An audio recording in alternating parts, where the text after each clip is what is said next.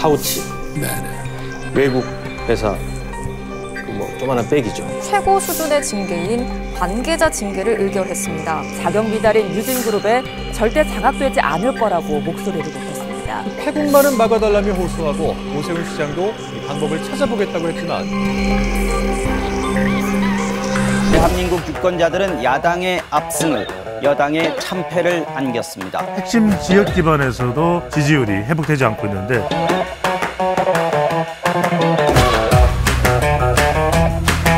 이 뭔 개소리야! 방송 3법을 다시 추진해야 한다고 목소리를 높였습니다. 누구 하셨습니까? 방송 3법이 오늘 오후 국회 본회의를 차례로 통과했습니다. 전 세계 180개 나라 가운데 62위인 것으로 어떤 임 회장이 갑자기 입을 틀어막힙니다. 윤 대통령에게 말을 걸다 끌려나가. 또 언론인들이시니까 윤석열 대통령 제외할래야 제외할 수가 없어요. 그 이유를 또 설명하려니 되게 당황스러운데 도저히 이해가 안 되는 것들이지 않습니까? 카메라가 없는 데서 도대체 어떻게 할 것인가. 시민이 언론의 인싸가 되는 그날까지 언론아사 시즌4 시작합니다. 저는 진행을 맡은 오윤혜고요. 오늘 굉장히 제가 긴장이 되는데 그 이유는 제가 방송이 10개지만 저를 긴장하게 하는 유일한 한 분, 바로 정준희 교수님과 함께했기 때문입니다. 반갑습니다, 교수님. 예, 안녕하세요. 네.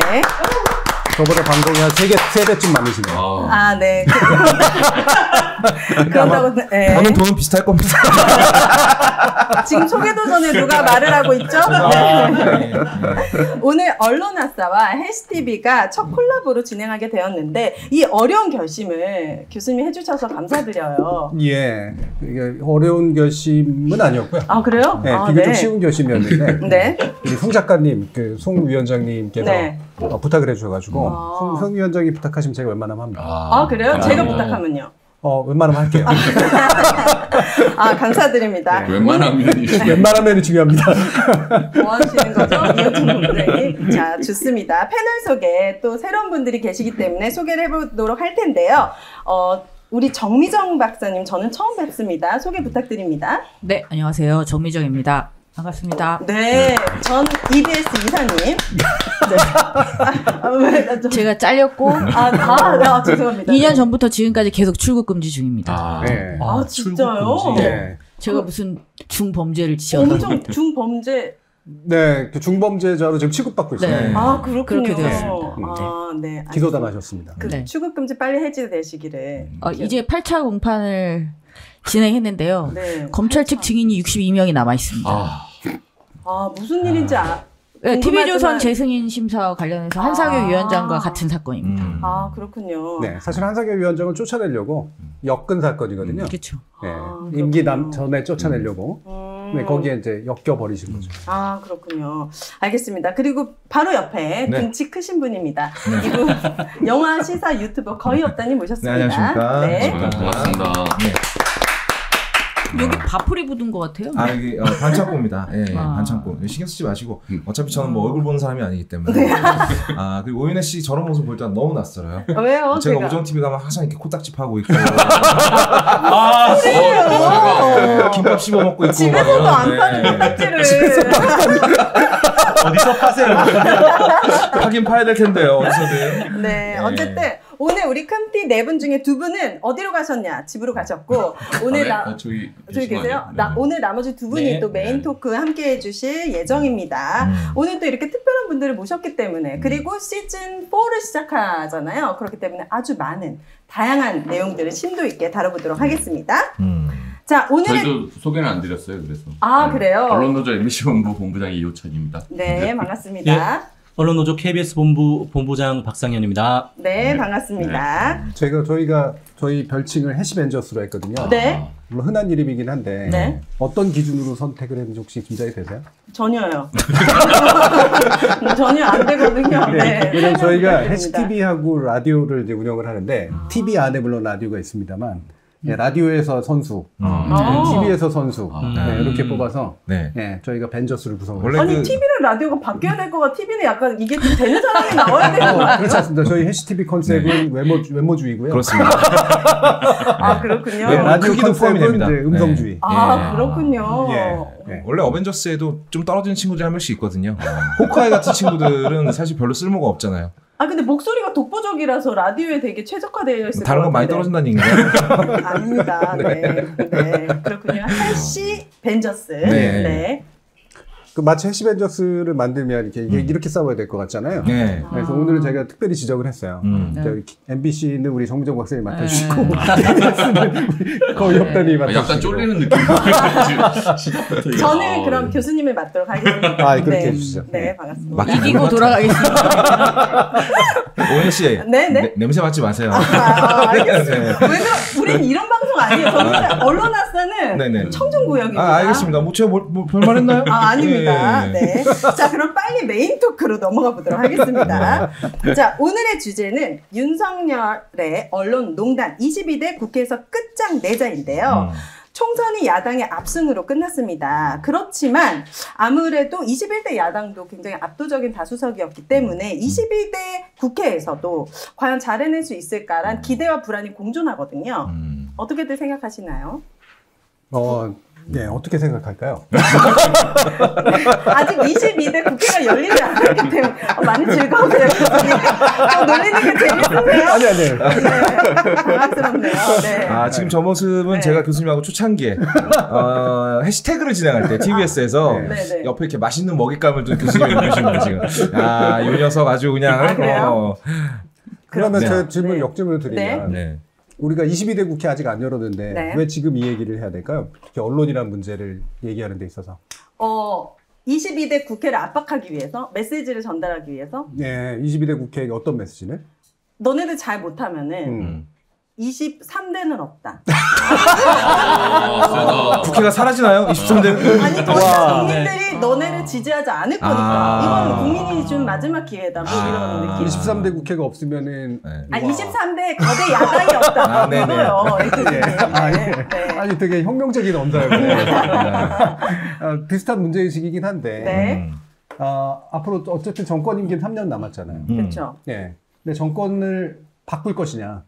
그러니까 임기 전에 바꿀 것이냐. 만약에 바꾸질 않거나 못하면 적어도 국회를 가지고 뭔가를 해야 되잖아요. 네. 저는 이제는 우리 정부는 정당성을 상실한 정부라고 저는 생각을 합니다.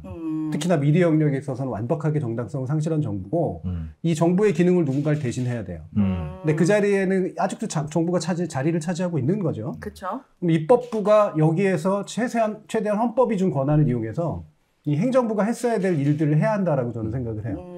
행정부 견제뿐만이 아니라 행정부가 뭘 하도록 뭔가 계속해서 지정해주는 역할.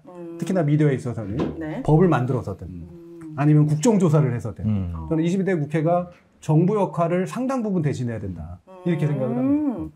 그렇군요. 이건 뭔가 좀 결과를 내는 국회였으면 좋겠어요. 그러니까 맨날 논의만 하고 실제 아무런 소득은 없고 그냥 시간만 흘러가고 또 막판에 되면 또 막판이 돼서 뭐 못하고 넘어가고 그러니까 하나라도 좀 결과물을 내는 22대 국회가 되면 좋겠다. 사실 지금 약간 불안함을 느끼고 있는 거는 몇몇 소위 우리가 이제 표현하기를 약간 그 간제비 같다라고 표현을 하는 몇몇 이미 당선이 되셨음에도 불구하고 최상병 특검에 관해서 예를 들어 안철수 이제 당선자 같은 경우에는 간제비죠. 네. 그런 방송 아니라면서요. 네, 아니에요. 네. 그런 철새 같은 행보를 보이시는 분들 그리고 개혁신당 같은 경우에 지금 이준석 대표가 방송에 나올 때마다 최상병 특검 얘기했거든요. 심지어는 그거 얘기하면서 막 눈물도 흘리고 막 이랬었는데 정작 최상병 특검법 통과 때는 개혁신당 의원들은 나가버렸어요. 그러니까 이런 모습들이 벌써 보이기 시작하니까 야 이놈들 당선되니까 바로 바뀌네 그래서 라는 불안감이 좀 국민들 사이에 있지 않나 생각해요. 원래 이렇게 말이 끝나면 정적이 흐릅니까? 멘트에 욕심이 없으신 분들이어가지고 아니 그 거업님의 불안감은 뭐 당연히 충분히 이해하고 대중들의 불안감하고도 연결이 돼 있을 것 같아요. 근데 저는 개인적으로는 매번의 국회가 뜻대로 구성됐다고 착각을 해도 매번의 국회는 뜻대로 움직이지 않거든요. 맞아요. 제가 늘 주장하는 건데 300개의 정치적 욕망이 부딪히고 있는 공간인데 그들은 일단 뽑히고 나면 자신의 욕망으로 움직일 수밖에 없는 거잖아요. 그래서 그들의 욕망을 어떻게 통제할 건가 시민이 또는 뽑아준 사람이 통제할 건가 사실 이 부분이 이제 굉장히 중요한 포인트죠. 그들은 당연히 빠져나갈 거라고 전제하고 우리는 바라봐야 된다고 생각을 해요. 근데 이제 그걸로 표를 구걸했다고 하면 안 되겠죠. 그걸로 표를 나한테 달라고 이제 그 기치를 앞세워서 이야기를 했지 않습니까? 이제 뭐 국민들은 당연히 그걸 믿고 뽑아줬는데 또 한 번 당하는 심정이 벌써 시작이 된다라는 불안감이 그럼 야 이것도 우리가 22대 때 느꼈던 좌절감을 또 한 번 느껴야 되나? 21대? 아 21대 죄송합니다. 네. 벌써 뭐 미래에 갔다 오셨군요. 사실은 4년 후에서 왔습니다. 네, 어쨌든 21대에서 느꼈던 그런 배신감과 좌절감을 또 느끼면 이제 어떡하지? 이제 정부는 교수님 말씀대로 완전히 무도한 쪽으로 돌아서 버렸는데 국회마저 우리 마음대로 안 움직여주면은 이제 우리가 어디에 기대야 되느냐라는 불안감이 좀 퍼지고 있는 것 같고 그 남은 기간 동안 이제 뭐 최상병 특검 같은 경우에는 통과가 가능하다라고 보는 시선도 많이 있거든요. 그리고 이게 이제 모든 증거물들이나 이런 것들을 봤을 때 이번 국회 내에서 통과가 되는 게 가장 좋다, 이상적인 형태다라고 이야기를 하는데 그것도 그럴 것 같지 않으니까. 네. 저는 사실 불안보단 기대가 더 크거든요. 그 이유가 뭐냐면은 192대 108의 의미. 국민들이 압도적으로 야당에게 지지를 몰아줬고 야당의 메시지도 정권 심판이고 지금과는 다른 국회를 보여주겠다라는 메시지를 국민들이 또 거기에 지지와 응원을 보내준 것이기 때문에 저는 사실 불안보다는 기대가 더 큽니다. 그래서 압도적인 야당 의석수가 의미하는 것은 가족 오락관입니까? 제가 하고 있잖아요. 교수님 도와주세요. 아니요. 왜냐하면 저는 오인혜 씨가 가지고 계신 기대는 충분히 좋은 기대라 생각을 하는데 우리 거업님의 그 비관주의에 비해서 보면 근데 그거를 의석수의 분포 자체는 이미 전제한 상태에서의 불안감을 얘기하신 거잖아요. 그러니까 이 기대를 어떻게 맞추도록 할 것인가. 근데 사실 그 문제니까. 간제비들은 다 여당이잖아요. 죄송하지만 아직까지는. 근데 과거에 21대는 야당에서조차 소위 말씀하신 그런 간제비 분들이 많았기 때문에 저희가 걱정했던 거지만 21대 국회는 그래도 야당이 뭔가 하나로 뭉쳐가지고 일사불란하게 움직일 것이다라는 기대감이 있거든요. 저는. 기대하고 현실은 다르니까. 일단 개혁신당은 제가 봤을 때는 그래서 실제로 확실히 빠질 것 같고. 한번 다른 분들도 얘기를 좀 들어봤으면 좋겠는데. 저는 22대에 대한 이야기를 우리가 하는 것이 뭐 특별히 문제가 있다고 생각하지는 않습니다만 끝나지 않은 21대를 이대로 버릴 수는 없잖아요. 그럼요. 그것도 있다. 저는 21대의 이 마지막 며칠 안 남은 여기에서 뭔가를 저는 보여주어야 된다고 봅니다. 그리고 저는 그렇게 불안해할 필요는 없을 것 같아요. 우리가 할 수 있는 걸 다 했는데 왜 불안합니까? 그 다음에는 별 넣어야죠. 이제 어떻게 하는지를 별어야죠. 칼을 갈면서. 그럼요. 이 자식들 제대로 하나 보자. 그럼 21대 국회에서 마지막으로 국민들에게 보여줄 수 있는 건 뭐가 있어요? 저는 최상병 특검법이라고 다시 한 번 더. 네. 이것을 어떻게 21대 국회가 처리하느냐에 따라서 22대의 행보의 시작이 어떻게 되는지도 결정 날 수 있을 거라고 보고요. 그리고 대통령은 이미 기자회견에서 또 드러났지만 대통령의 메시지는 확실했다. 이미 그리고 그 이후에 더 발빠르게 진용을 갖추지 않았습니까? 이제 싸우겠다는 거잖아요. 오히려 더 발빠졌죠. 정말 나름 완벽하게 아주 적극적으로 그리고 공개적으로 노골적으로 숨기지 않고 전투 의지를 드러냈다. 그렇다면 21대 국회가 당장 그걸 보고 어떻게 할지 저는 정해야 된다고 봅니다. 저는 국민의힘이 약간 시험대 같은데 어쨌든 좀 기대를 하잖아요. 국민의힘에서 이탈표가 좀 나오지 않을까. 그리고 실제 공천되지 않은 의원들 그 다음에 좀 일부 그 최상병 특검법에 대해서 동의를 사전에 좀 표했던 사람들 이런 거 하면은 실제 지금 총선의 민의를 받아들여서 국힘에서 이탈표가 좀 많이 나오지 않을까 하는 좀 기대들도 있거든요. 좀 상식적이라고 하면 사실 총선 의미를 그렇게 받아들이고 찬성하는 게 맞을 텐데 개인적으로는 저도 좀 비관적으로 봐요. 그러니까 그래요? 국민의힘 의원들도 결국엔 3년 남은 정권에서 자기 어떤 정치적 양심 이런 것들에 기대기보다는 자신의 이익에 좀 기대서 결국 이 정권에서 어떻게든 자리라도 하나 공기업이든 다양한 정권이 줄 수 있는 자리들이 있잖아요. 과연 그걸 놔두고 반기를 줄 수 있는 의원들이 여당 내에서 얼마나 있을까? 그게 하나 관전 포인트 같아요. 근데 저는 여당 의원들이 그런 생각을 좀 해야 될 것 같거든요. 이제 선거가 당분간 없긴 하지만 어쨌든 지방선거가 그 3년 이내에 들어와 있잖아요. 그러면 물론 지금 현재 여당 국회의원들이 지방선거에 다 나가는 건 아니니까 저 이해가 좀 다를 수는 있겠습니다만 이런 식으로 이번에 최상병 특검법에 대해서 여당 의원이 지금 우리가 기대하는 것처럼 아주 비관적인 방식으로 처리를 한다면 다음 선거 망할 겁니다. 저는 그 생각도 할 수 있다고 봐요. 그러면 저는 그렇게 가능성이 없기만 할까 생각합니다. 저는 월드컵 때마다 사람들이 표 계산하잖아요. 경우의 계산. 그럼 망하기 시작한 거거든요. 아무리 앞에서 승수를 따놨어도 예. 표 계산을 해서 저쪽에 이탈표가 얼마 될 것이다라고 하는 심리가 작동하고 있는 그 국면은 이미 기대대로 안 되는 국면이에요. 예. 그래서 이제 지금 왜 약간의 기대, 21대 국회 안에서도 뭐가 일부라도 나오면, 그다음에 22대 국회에서 또 일부라도 돌아서면 이거를 계산하고 있을 게 아니라 그들이 움직이기에 강한 압박들이 그렇죠. 생겨나야 되거든요. 예. 그러니까 예전에 탄핵 국면처럼. 근데 그 강한 압박을 만드는 걸 먼저 하고 있느냐, 아니면 누가 빠져나올까를 계산하고 있느냐. 사실 누가 빠져나올까 계산하는 순간 김 다 빠지거든요. 저는 그 말씀하셨던 연장선상에서 지금 그 처음에 나왔던 질문 왜 지금 22대 국회에 대해서 지금 얘기를 하느냐 개헌도 안 했는데 그 부분에 있어서는 저는 개인적으로 이게 사실 21대가 지금 어떤 결과를 내기는 상당히 힘든 상황이고 우리가 가지고 왔던 미완의 과제들을 좀 정리하는 거 아니냐.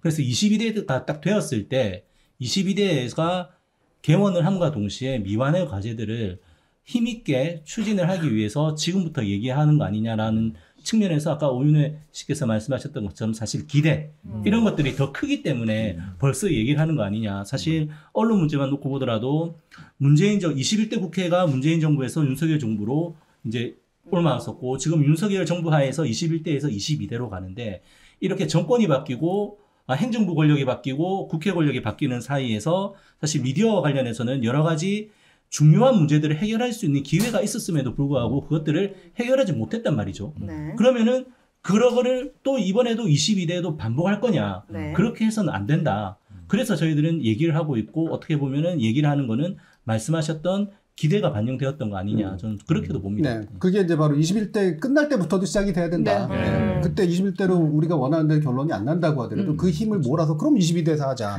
이런 식으로 가야 되는 거고. 특히 뭐 여기 계신 노조위원장분들 잘 아시겠지만 미디어 이슈라고 하는 게 언제나 국회 안에서는 사실 뒤로 밀려요.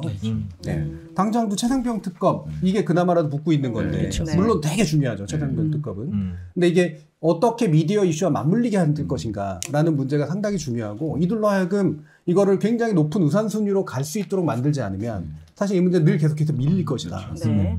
우선순위로 갈 수 있도록 우리 언론화사 해시TV가 지금 목소리를 내는 거잖아요. 네. 네. 그래서 어떻게 목소리를 낼까요? 지금부터 제가 안내해드리도록 하겠습니다.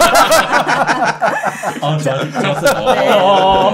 네. 저만 믿고 따라오시면 됩니다. 자, 윤석열의 초현실적인 언론 탄압의 끝판왕. 단연 이제 총선 기간에 선방심의 폭주를 저희가 얘기를 안 할 수가 없는데 특히 MBC 죽이기 선거 개입은 그야말로 노골적이었죠. 미세먼지 1부터 시작해가지고 성방심이 총선 보도에 끼친 실제적인 영향이 저는 궁금하거든요. 네. 선방심이라고 끊어서 읽으셨어요? 발음이 잘 안 돼가지고. 네. 방심이는 익숙한데 이제 선방심이는 사실 잘 안 익숙하시잖아요. 네. 선방심에 대해서 좀 생각해 보신 적이 있으세요? 방심 말고? 선거 방심 심의위원회 방심하셨어요. 선거방송? 저는 선거방송 심의위원회. 네, 거기를 이렇게 언론화사를 진행하면서 그런 것이 있다라는 걸 알았고, 그렇죠. 많은 경우에. 네. 그리고 이렇게 할 거면 왜 필요가 있을까라는 것도 알았고, 그들이 제재할 수 있는 범위가 이렇게까지 광범위할 만큼의 권한을 줘도 되나? 라는 거를 처음으로 아마 여기가 생긴 지 오래됐을 텐데 윤석열 정권에서 처음으로 거기에 대해서 알게 된 것 같아요. 네, 사실 그 부분은 정의정 박사님이 경험이 되게 많으시거든요. 인터넷 선거보도 심의위원회를 오래 하셨기 때문에 지금도 하고 있습니다. 선방심위가 원래 이렇게 센 조직이었냐? 그렇지 않죠. 제가 2018년 지방선거 당시에 선방심위를 참여를 했었거든요. 선방심위라는 게 있다는 걸 아는 사람이 별로 없습니다. 맞아요. 모르고 살았어요. 근데 지금은 온 국민이 알게 됐죠. 네. 원래 사실 기사의 내용, 그러니까 보도의 내용을 심의한다는 것은 어느 나라에서나 터부시되는 거죠. 그렇죠. 근데 이게 선거라는 특정한 시기에 있어서는 최소한의 어느 정도의 이제 규제 내지는 제재가 필요하다라는 문제의식은 분명히 있습니다. 그래서 선거 방송과 관련된 선거방송심의위원회가 있고, 그다음에 이제 이 지면을 통해서 보도가 되는 것을 담당하고 있는 선거기사심의위원회가 있고, 그다음에 인터넷 신문들을 대상으로 하고 있는 인터넷 선거보도 심의위원회가 있습니다. 그래서 이게 세 개의 조직이 선거 시기 때 주로 이제 운영이 되게 되는데요. 근데 선거방송심의위원회 같은 경우는 이게 방송 영역은 워낙 규제 산업이다 보니까 이 다른 신문 영역에서의 어떤 제재 조치보다는 그 수위가 훨씬 무겁고 훨씬 셉니다. 왜냐하면 방송사에 대한 제어가 재승인 제도가 있는 한 그 점수에 그대로 반영이 되기 때문이죠. 그렇죠. 그래서 지금 MBC가 몇 점이 100점이 넘었죠. 다 한 사람이야. 다이사는 선거방송 심의만 50몇 점인가. 그러니까 너무 많아갖고 이게 계속 점수가 추가되고. 그렇죠. 방심위 쪽에 또 방심위까지 있으니까. 더하면 100점. 그러면 100점이 넘는 거고. 그러니까 선거방송 쪽이 통계로만 봐도 그러니까 선방심의가 이제 법정 제재 내린 내역이 18대 총선에서 2건, 19대 총선은 하나도 없었고, 20대 총선은 14건, 21대 총선은 2건이에요. 22대 총선은 30건. 30건 중에 3분의 2가 MBC. 3분의 2가, 네. 그러니까 기존의 선방심의는 아마도 그 선거 기간에 어떤 방송의 공정성을 판단한다는 것 자체가 상당히 민감한 문제여서 네. 상당히 신중하게 심의하고 신중하게 제재를 내렸을 텐데 여기는 거의 그냥 막무가내식 그냥 답정너로 딱 오늘 징계 몇 개 때려야지라고 들어온 사람들처럼 그렇게 심의하고. 저는 궁금한 것이 이 선방심위가 152일간의 폭주를 했는데 여기를 견제할 만한 뭐 대통령실 말고 견제할 만한 기관이나 뭐 국회나 뭐 이런 게 없습니까? 이렇게 견제가 안 되는 곳인가요? 없을 수밖에 없죠. 네. 심의위원회라고 하는 건 독립조직으로 구성이 되거든요. 근데 공정하지 않잖아요. 그렇죠. 그래서 지금 그게 제도적인 약점이 드러나고 있는 거예요. 문제가 있으면은 법원으로 가는 수밖에 없는 거죠. 그렇죠. 네. 법원이 그냥 최후의 수단이고 지금 가처분이라든가 이런 게 이미 다 연속으로 나고 있음에도 불구하고 선방심의는 계속해서 똑같은 결정을 냈거든요. 이거 나중에 문제 삼아야 됩니다. 네. 이게 제도적으로 어떤 약점이 있는 거예요, 교수님? 그러니까 왜냐하면 심의라고 하는 것 자체가 제재 능력을 가지니까 그게 정부의 행정 능력이 곧바로 이제 들어가면 예를 들면 대통령이 원하는 대로 결정을 내리면 안 되니 위원회 자체는 독립적으로 구성하게 돼 있어요. 결정도 독립적이고 따라서 거기를 통제할 수 있는 기관이 없어요. 선임만 통제할 수 있고. 구성원들의 어떤 자격이라든지 이런 거가 공정하면은 사실 되는 그런 거잖아요. 자격은 법에 나와 있는데 법에 나와 좀 있는데 불겁게 돼 있고 그거를 피해가는 사람들을 임명을 해서 불공정하게 이번에 그 추천 방식이 되게 웃겼잖아요. 네, 그러니까 기존에는 선거방송심의위원회의 구성과 관련해서 평가가 긍정적이었어요. 왜냐하면 추천 단체가 굉장히 다양하거든요. 그러니까 사실 이번에 우리가 방송법 개정안을 냈던 것도 이사들의 추천 단체를 더 다양하고 더 많이 하는 방향으로 되는 거잖아요. 그러니까 우리 거기에 이제 기대를 걸고 있고 당연히 그게 이전에 선거방송심의위원회를 운영할 때 있어서 그게 굉장히 긍정적인 요소로 작동을 했다는 거죠. 근데 이게 그 운용을 누가 하느냐에 따라서 달라질 수 있다는 게 이번에 입증이 된 건데 그 다양한 조직들을 본인들의 입맛에 맞는 조직으로 바꿔버린 거예요, 다. 그래서 그냥 이건 뭐 8대1 뭐 이렇게 안 되는 그런 수준으로 지금 구성을 해버리니까. 그러니까 단적인 예를 들어보면 원래는 학회 추천을 해요. 그러면 보통 그래도 유명하고 오래 지속된 학회에서 나름대로 그래도 중립적이라고 생각하는 사람을 추천합니다. 대부분 창피하거든요. 사실 여기 나가서 그런 짓 하고 있는 게. 근데 이번에는 특정한 학회를 만들어요. 예, 만든 지 얼마나 안 된 학회를 또 일부러 지정을 합니다. 그거는 일종의 외곽 조직인 거죠. 예, 그리고 언론사 사람을 그대로 막 밀어 올려요. 우파 언론 같은 데를. 원래는 옛날 같았으면 다 차단됐어야 될 일들이거든요. TV조선 추천으로 TV조선 사람이 들어가고 뭐 이런 식으로. 그러니까 그 사람이 이번에 했던 말 중에 되게 명언 있잖아요. 언론 자유 지수가 이렇게 떨어지면 어떡하느냐. 이거 다음번에 또 떨어진다 그랬더니 그 국경 없는 기자의 그거 좌파라고 빨갱이라고. 이대 명언이죠. 그 김건희 여사 가정주부 말과 함께 이대 명언입니다. 가정주부를 모욕했어요. 네. 그래요? 저희가 모르는 것들을 많이 알고 계시네요. 가정주부 이야기까지.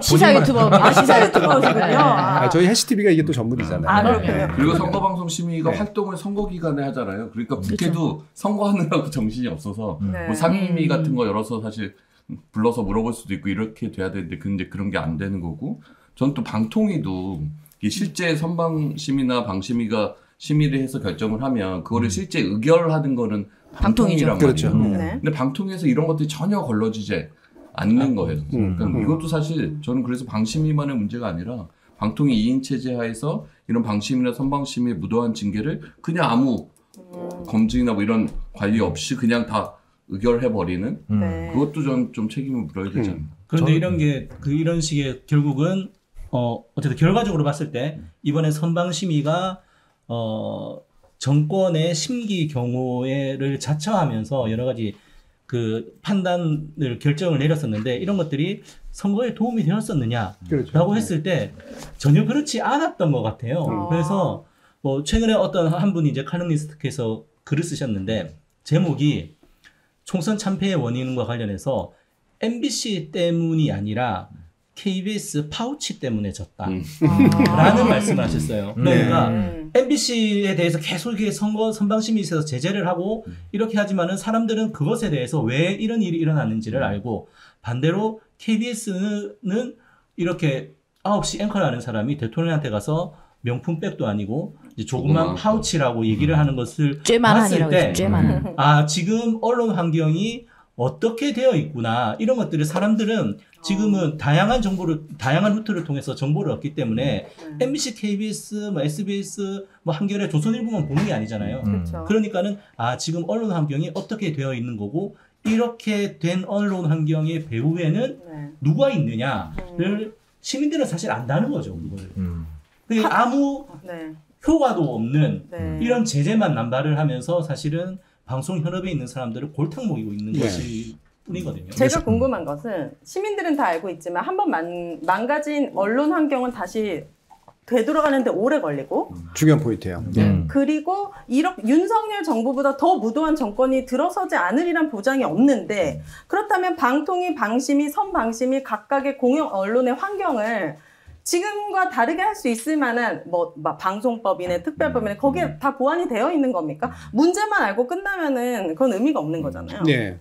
앞에는 굉장히 좋았는데 뒤에가 살짝 헷갈렸는데 방송법이 필요하다고 생각하시는 거죠? 아니요. 거기에 이 모든 제도들을 보완할 만큼 좋은 법안이냐 이게 궁금한 거예요. 아, 예. 그것도 되게 잘 중요한 모르니까. 포인트네. 예. 그러니까 우리 정비정 박사님하고 저하고 최근에 고민하는 게 그거거든요. 예를 들면 아까 이제 그 KBS 박상현 위원장님께서 말씀해 주신 게 결국 선방심이 이런 식으로 해가지고 괴롭히기만 했지 원하는 결과는 얻지 못했어. 사람들은 알아. 근데 거기서 이게 현실인데 거기서 되게 안 좋은 게 싹 들 수가 있어요. 그렇기 때문에 뭐 제도 바꾸는 거 이런 거 다 필요 없을 수도 있고 어차피 우리는 안 보고 안 들으면 되는 거야. 어차피 우리는 안 속아. 이렇게 되고 고생했던 언론인들에 대해서는 우리가 어떤 제도적인 보완을 해줄 것인가의 문제에 시민들의 우선순위가 안 올라가게 되는 현상들이 나타날 수가 있다는 거예요. 전 이게 지금 공영방송 제도라든가 우리 방송 제도에서 되게 결정적인 문제라고 보거든요. 우리는 어차피 안 보고 안 속아. 예. 그러니까 그거 고쳐가지고 뭐해? 이런 식의 생각 같은 것들이 굉장히 강해질 수가 있다는 거죠. 사실 이번에 선방심의가 저는 이제 원래 이제 심판이 돋보이지 않으면 훌륭한 경기라고 생각하거든요. 플레이어들이 돋보여야지. 근데 선거에서 선방심의 같은 경우는 심판이에요. 심판이 이제 한 팀의 유니폼을 입고 뛴 거나 마찬가지인데 그럼에도 불구하고 윤석열 대통령의 플레이가 너무나 환상적이었기 때문에 효과가 없었던 것이지 만약에 선방심의가 이렇게 난리를 치는데 윤석열 대통령보다 조금만 더 눈치가 빠르고 조금만 더 영악한 사람이었다면 영향을 미쳤을 거예요. 다시 한번 말하지만 윤석열 대통령 칭송합니다. 이런 상황에서도 정말 이런 환상적인 플레이를 펼치신 대단하신 분이신데 제가 염려가 되는 부분은 이런 거죠. 이렇게 망쳐놓은 시점에서 정말로 영악한 사람이 들어와서 이걸 거꾸로 이용하기 시작한다면 그것도 중요한 포인트예요. 네. 그러면 그때는 우리는 안 보니까 상관없어라는 말은 이미 소용이 없는 거죠. 예. 예를 들면 나중에 심의제도를 좀 바꿔서 그냥 아예 심의를 없애버린다거나 네, 방송도 그래 아무나 그냥 다 뉴스하게 하고 아무나 다 뭐 편향적으로 해도 해 라는 식으로 그냥 싹 다 바꿔버리면 거기서 누가 날뛸 것이냐. 사실 이 부분도 굉장히 중요하거든요. 근데 일반 시민들은 그냥 걱정이다 어떡하지 그거에 대한 대안은 전문가분들이나 이제 국회에서 뭔가 잘 만들어가지고 이런 상황이 안 되었으면 좋겠다라는 게 바람이거든요. 그게 준비가 잘 되어가고 있는지가 궁금한 거고요. 예. 준비가 사실은 여기서 고민을 하고 계시잖아요. 언론노조 차원에서. 그리고 심의 제출됐던 방송법이 거부권의 이제 대상이 됐고 결국엔 다시 추진할 텐데 똑같이 추진하진 않을 거 아니에요. 예.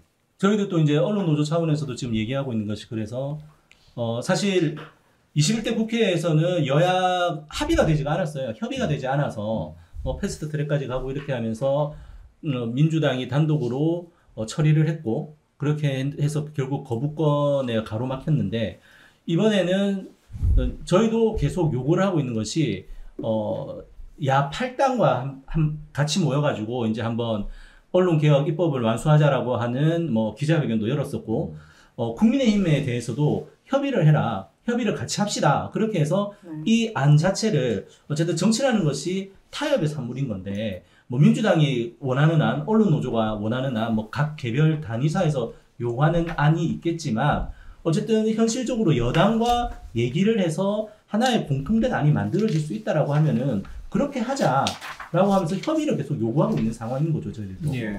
그렇게 해서 최소한 야당과 여당이 협의가 된 안이라고 하면은 대통령도 거부를 못하지 않을까요? 그런데 이제 결국은 여당이 그런 의지가 있느냐, 그 다음에 대통령이 그런 의지가 있느냐, 그런 문제로 귀결이 되겠죠. 그렇죠. 그거는 제가 없다라고 대답을 드려요. 거의 없습니까? 없습니다. 아예 없는 것 같습니다. 아예 없다. 현재 흔적조차.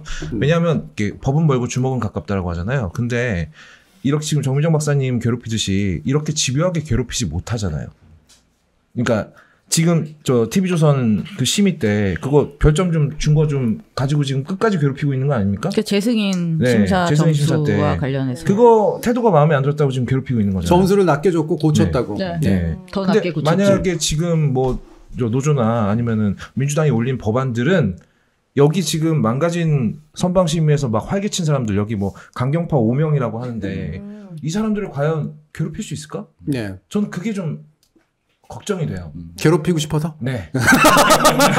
괴롭히지 않으니까 빌런이 계속 더 진화한다고 저 생각하거든요. 아니, 저도 그건 맞는 것 같아요. 별 피해가, 내 신변에 별 피해가 없어. 난 뭐 해외 나가는데 전혀 지장도 없고. 근데 정미정 박사님 해외 못 나가시거든요. 그러니까요. 그러니까 너무 신기한 게 과거에 언론 탄압의 주역들이 지금 다 메인으로 왔잖아요. 전 이거 되게 굉장히 잘못됐다 느끼거든요. 그들을 제대로 아까 뭐라고 했죠? 진화하지 못하게끔 괴롭히든지 처벌하든지 그거에 대한 좀 조항들이나 이런 견제도 저는 필요하다. 그래서 이제 법 개정과 더불어서 저희들이 또 요구를 하는 게 22대 국회에서 국정조사를 해야 된다. 그렇죠. 이 언론 탄압에 언론 대해서? 농단과 관련해서 네. 전방위적인 국정조사를 해야 된다. 여기는 방통위, 뭐 방심위, 선방심위는 물론이고 뭐 KBS의 이제 이사진이 개편되는 과정, 물론 EBS도 뭐 마찬가지가 될 거고요. 그리고 주요하게는 이제 YTN 지분 매각, 그리고 이제 TBS 문제라든지 이렇게 언론과 관련된 여러 가지 문제들이 어떻게 생겨나고 과연 이 일들을 누가 기획을 하고 누가 실행을 하고 누가 총대를 맸냐. 이걸 국정조사를 꼭 해야 된다. 저희들은 그거를 또 요구하고 있는 거죠. 그러니까 예전에는 이제 그게 그 개별적으로 언론 노조가 압박을 가거나 우리 민원연 같은 단체가 이제 시위도 하고 그래가지고 민주당 쪽에 있는 일부가 받아가지고 그래 뭐 괜찮은 것 같아라고 하는 정도로 해서 삑 하다 끝나잖아요. 근데 여기에 농단이라는 이름을 붙여야 된다라고 제가 자꾸 주장하는 이유가 이게 탄핵의 크레딧이 될 수 있다라고 저는 봐요. 이제 단순하게 그냥 어떤 것이 아니라 이게 전반적인 국정농단의 굉장히 중요한 축이고 그 중에 YTN 같은 중요한 자산을 이런 식으로 매각하게 만들고 방통위를 2인 체제로 굴리고 방심의 위원도 지명 안 하고 이런 기존의 어떤 보수 정부도 사실은 함부로 하지 않았던 그런 식의 일들을 이렇게 과감하게 해냈다. 과연 어떻게 누가 이런 것들을 기획했으며 이런 식의 과정에서 어떤 위법들이 있었는가. 이것들을 알아내는 그런 과정. 그래서 국정조사가 굉장히 중요하고 이게 단순히 그래서 야당이나 이런 사람들한테는 한번 누가 의무감으로 해주는 게 아니라 이게 정부 공격에 있어서 굉장히 중요한 골이다. 라고 느끼게 만들어줘야 된다는 거죠. 그러면 22대 국회에서 언론 농단에 관련된 국정조사가 이뤄질 수 있을지도 지켜봐야 될 것이고 22대 국회가 기대되는 이유가 있죠? 네. 왜냐하면 아니 그러니까 너무 매끄러워서 깜짝 놀랐죠. 되게 미끄러져요. 계속 넘어지고 있어요. 넘어지시면 잘 따라오세요. 팔로미. 네. 왜냐하면 국회 과방위 구성 그리고 과방위원장의 자격 조건도 궁금한데 이 과방위는 뭐 하는 곳입니까? 사실 잘 모르거든요, 저는. 알죠. 아시죠? 몰라요. 진짜요? 과학 모르는 척하는 거 아니고요? 위원회인가요? 아니 저는 일반 시민의 수준을 유지하기 위해서 모를 수 있습니다. 아니 그러니까 모른다고 문제가 아니라 저는 알면서도 일부러 모르는 척. 아니 저는 그런 짓은 절대 하지 않습니다. 모르는 건 모른다고 하고 아는 건 안다고 합니다. 제가 전 재산을 걸고 약속드립니다. 절대 안 돼 모른 척 하지 않습니다. 제가 거업님 신경 쓰지 말라 그랬는데 왜 그거 있잖아요. 왜 작은 마이크 여기다 끼고 하는 거 같아. 뮤지컬 배우라고 생각했어요. 그렇죠. 노래라도 한번 거업님이 설명해 주세요. 네, 과방이 뭐 하는 곳이고 저도 모릅니다. 과방. 거기다가 모르는 몰라요. 분 두 분. 아는 분이 그럼 네 분인 건가요? 네. 뭐의 약자예요? 알고 있다고 해도 되나? 네. 과학방송 정보기술위원회. 과학정보통신방송위원회 아닌가?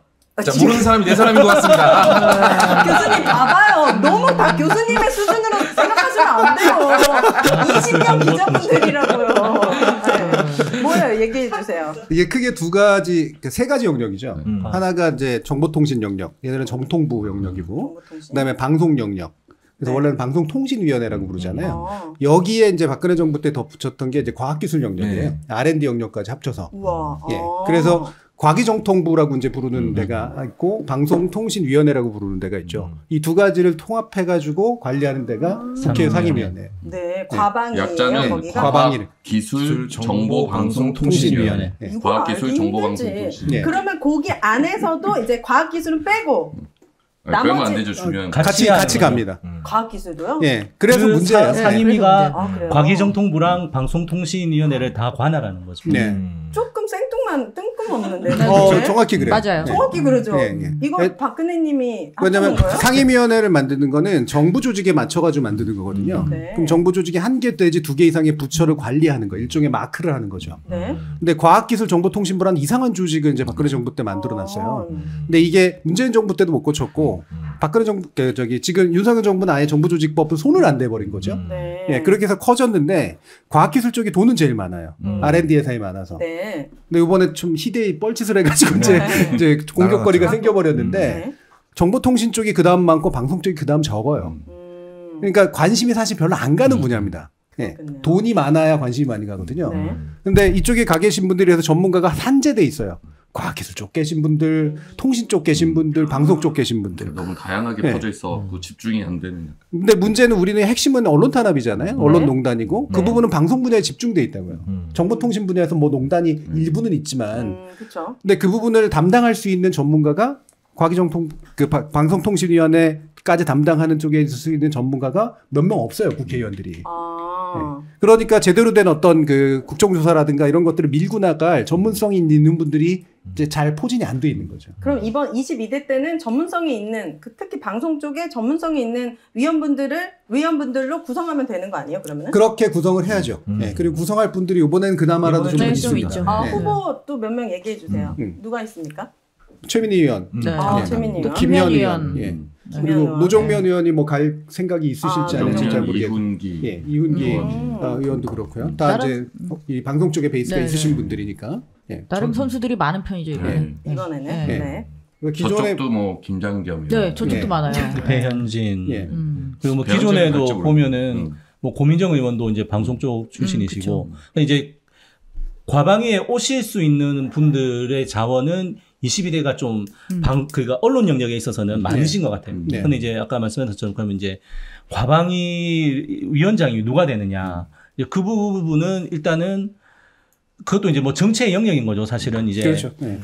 그 어떻게 할지는 모르겠지만 원구성 협상을 하면서 여야가 협상을 할 텐데 그렇죠. 그러면 여당한테 줄 거냐 민주당이 여당에게 양보할 거냐 아니면 자기들이 가져올 거냐 뭐 그것에 대한 것도 있고 근데 이제 저희들이 봤을 때는 어쨌든 국정농단이라는 것을 그 언론농단이라는 것을 국정조사를 통해서 밝혀내려면은 당연히 민주당에서 해야 된다.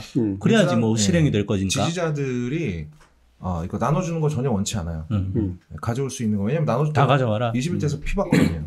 그러니까 이번에 가져올 수 있는 건 몽땅 가져와야 되고 특히나 과학기술 관련된 부분은 이게 이제 뭐 R&D도 그렇고 지금 다시 원복시켜야 될 것들이 너무 많기 때문에 법사위도 그렇고 가져올 수 있는 건 무조건 가져와야 된다. 뭐 민주당이 뭐 알아서 잘 할 거라고 생각은 듭니다만 살짝 걱정되는 부분도 있어가지고 대부분 협상을 절반에서 살짝 더 이제 그 의석수가 많은 쪽이 살짝 더 가져가요. 비례로 가져가지가 않아요. 그러니까 대체로 그래서 우선순위에서 빠질 수도 있고 늘 수도 있거든요. 근데 보통은 언제나 일 수 있는 법사위잖아요. 그리고 뭐 여러 가지 기획재정이나 뭐 이런 쪽이라든가 이런 거 가져오려고 그럴 테고 하나하나 하다 보면 빼면 나중에 과방위가 사실 빠져버릴 수도 있어요. 그래서 이게 단순하게 그냥 전문 분야가 아니라 말씀하신 것처럼 R&D 문제까지 연계해서 이거는 윤 정부를 책임을 묻기 위해서 굉장히 핵심이 되는 상임이다 라고 하는 분위기를 만들어야 돼요.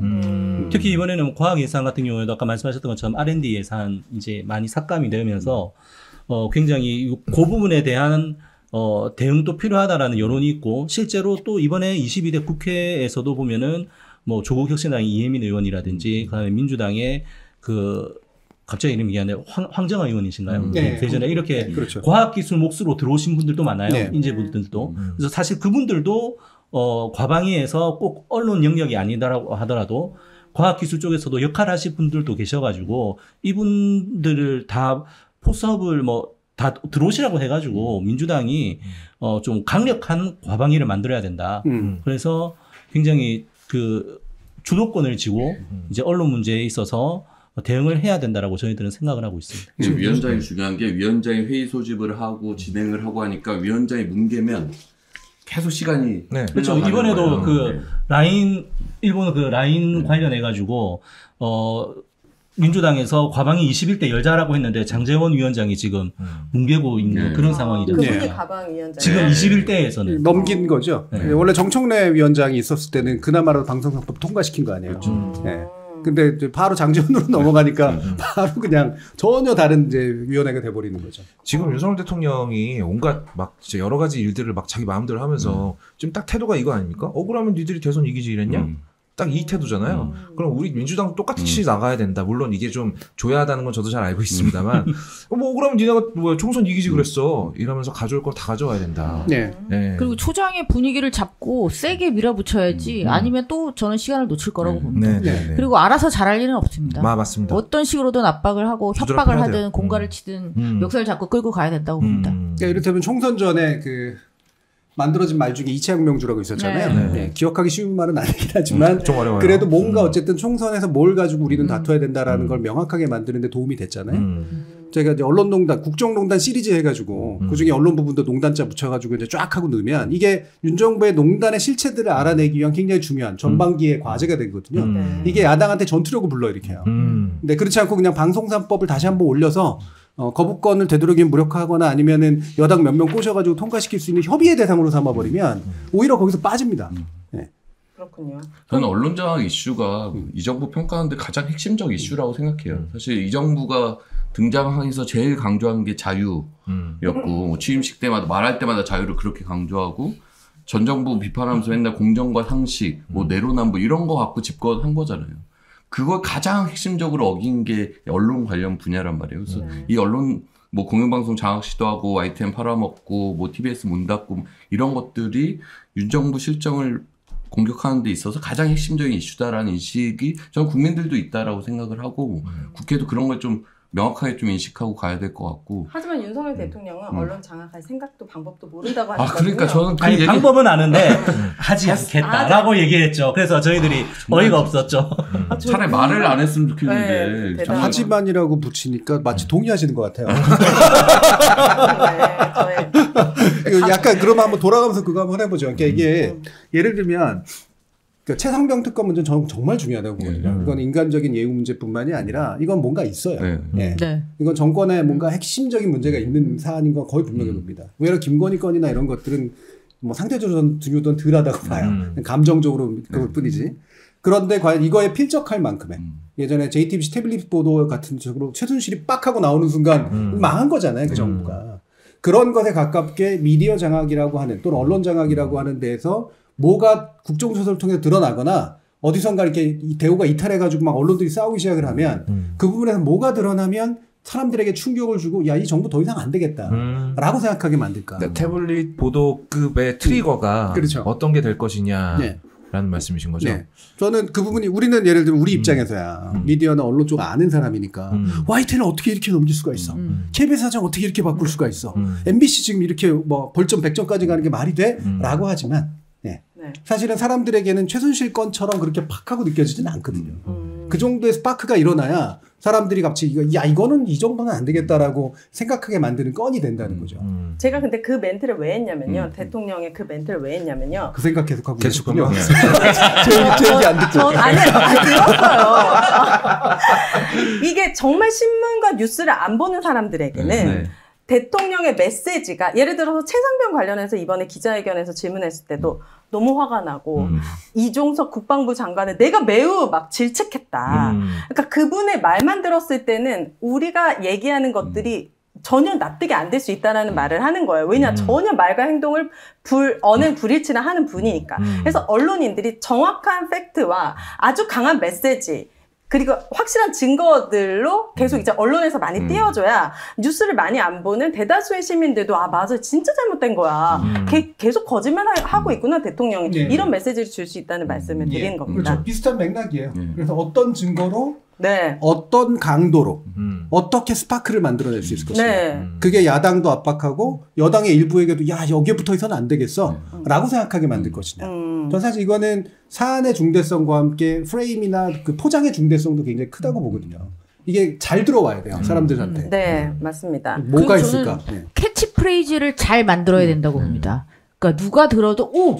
이렇게 확 와닿을 수 있는. 근데 이번에 저희가 이거를 준비하고 이제 같이 콜라보를 하기로 하면서 정 교수님이 얘기한 이 단어가 언론 농단이었거든요. 그리고 미디어 농단. 그 농단이라는 단어를 가지고 이것을 우리라도 계속 프레임화 시키면서 세게 들고 가야 된다. 근데 이것만으로도 저는 좀 부족한 것 같아요. 그리고 저는 당사자들이 더 그걸 만들 수 있을 거라고 생각하거든요. 확실하게 꽂힐 수 있는. 그래서 누구나 다 검색을 해서라도 찾아볼 수 있게 만드는. 그 하도 많이 들어서 정말 지겨워 할 정도의 그 단어, 그 문장. 그 이채영 명주도 하도 듣다 보니까 이제 익숙하잖아요. 이채영 명주가. 그렇죠. 무슨 만들면 되는 거죠. 우리가 어떻게든 만들어서. 술 상표명인지 안다는 분들이 많으세요. 그러니까 1000번이고 10,000번이고 해서 누구나 다. 그래서 민주당 의원들도 그냥 아니 이렇게 시끄러운데 우리가 해야 안 되겠습니까? 이게 자연스럽게 나올 수 있도록 지금 우리가 아무리 이성적이고 합리적으로 논의하고 우리가 아는 이 문제에 대해서 막 중요성을 인식한다고 해도 사실 대다수 시민들의 입장에서는 너무 많거든요. 너무 많잖아요. 지금 한두 개도 아니고 너무 많은데 거기 방송법이 들어갈 자리가 있다고 진짜 생각하세요? 저는 택도 없다고 봅니다. 안 될 거예요. 자, 여기 댓글 보면은 이제 해시태그 제가 댓글판 보고 있는데. 해시태그요? 네, 영탄나이님께서. 해시태그. 언론학습 안 보고. 네, 돌아가면서 보겠습니다. 자, 언론 환경을 잘 모르는 입장에서 아직 감이 안 옵니다. 탄핵으로 연결을 시킬 수 있는 거지, 이 언론 장악 부분을. 그런 질문을 해주셨는데 약간 결이 비슷한 것 같아요. 이게 그냥 시민분들이 언론을 장악했다고? 이게 대통령의 탄핵될 사유라고? 이렇게까지 완벽하게 연결시키기는 되게 먼 것처럼 느껴지거든요. 원래는 맞거든요. 우리나라 헌법에는 대통령은 헌법 수호의 책무가 있고요. 헌법에는 분명히 언론 출판의 자유를 보장하도록 돼 있어요. 그러니까 분명히 언론 자유를 이런 식으로 망가뜨린 건 위헌적 행동이기 때문에 따라서 책임을 묻고 탄핵까지 이룰 수 있습니다. 원론적으로. 근데 이제 이게 어떤 프레임에 들어가 있냐면 공영방송에 계신 분들에서 제일 좀 힘드실 텐데 그냥 너희들 잘 먹고 잘 사는데 그냥 니들끼리 자료 다툼하는 거. 우리 편도 아닌 거. 근데 너희들이 그래 이때는 이 정부에서 힘들겠지. 힘들어 봐라. 나도 그게 잘못한다는 거 안다. 하지만 그게 우리 정부의 문제라고는 생각이 안 된다. 이걸 어떻게 깨나갈 것이냐. 사실 그거거든요. 지금 네이버 라인에 관해서도 사실 이 문제가 굉장히 생각보다 큰 문제예요. 왜냐하면 네이버라는 포탈에 대해서 사람들이 갖고 있던 막연한 비호감이 망하라지 뭐. 니네가 라인 뺏기는 거 왜 우리가 신경 써야 돼? 라는 게 마음속에 어느 정도 있다는 거죠. 근데 그렇게 뺏기기 시작하면 나중에 내 것도 안 남아버리거든요. 그렇죠. 근데 이 부분까지는 생각이 원래 사람은 감정적인 동물이니까 이 부분까지 생각이 안 가고 있나라는 생각이 드는데 아까 교수님이 하신 질문에 왜냐하면 제가 제일 짬밥이 떨어지고 좋은 아이디어가 없으니까 남들이 하기 전에 먼저 대답을 하자면 저는 김건희 여사하고 엮는 게 가장 좋다고 생각합니다. 그러니까 윤석열 정부가 언론을 이렇게까지 장악해서 그걸로 무엇을 했느냐. 근데 지금 여론조사를 보면 앞으로 남은 3년 윤석열 정부가 잘할 것이냐 못할 것이냐를 물어보면 70%가 더 못할 거라고 대답을 해요. 그 못할 것이다라고 대답하는 거에 근거가 뭐냐 그러면 60%가 또 김건희 여사예요. 그러면 김건희 여사 사건을 묶어야 된다고 생각해요. 윤석열 정부가 이렇게 무식하게 방송 장악을 해서 뭘 했느냐. 목적은 처가를 덮기 위해서다. 김건희 방탄이었다. 김건희 방탄을 위해서 헌법 수호가 아니라 건의 수호였던 것이다. 이런 프레임을 만들어야 되지 않을까. 그것도 뭐 한 가지 잘 생각해보면 좋을 것 같네요.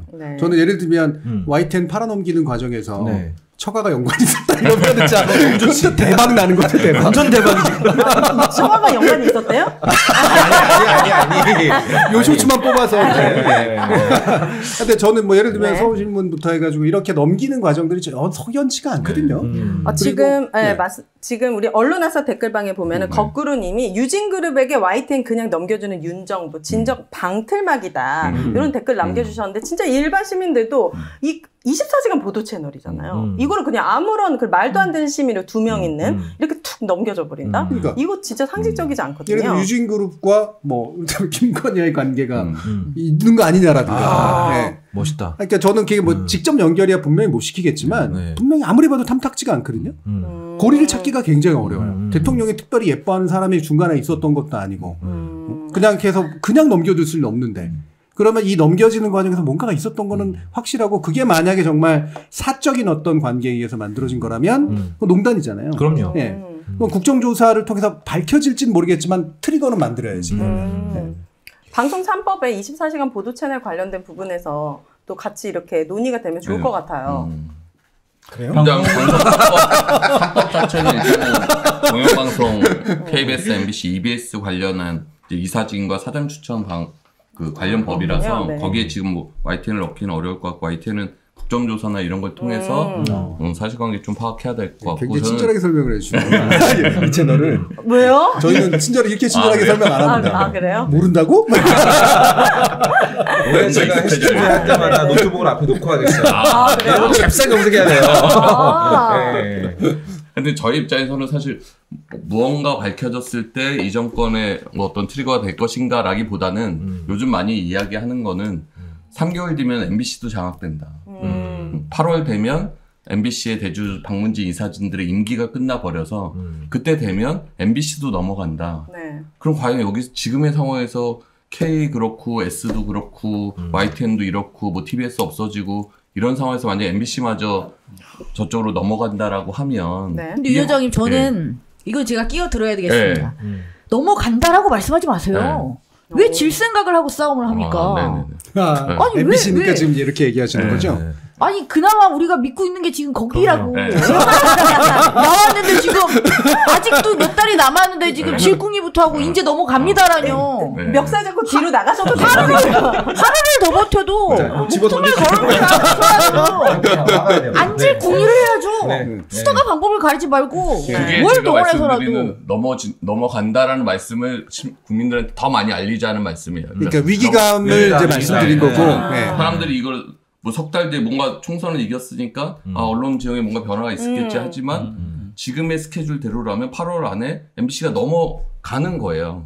넘어가는 과정에서 뭐 싸우고 내부적으로 저항하고 하겠죠. 일정상으로는 그럴 수밖에 없다는 거죠. 그러니까 8월 중순에 이제 방문지 이사진 임기가 끝나는데 그것도 8월 중순이 아니라 실제 그런 후임 이사진을 공모하는 거는 7월부터 공모를 하게 돼요. 그럼 이거를 막지 못하면 방송문화진흥위 이사진이 바뀔 거고 바뀌면 지금의 구조면 여6, 야3 이 정권이면 아마 그냥 여9 여당 뭐 법에 딱 6대3이 있는 것도 아니거든요.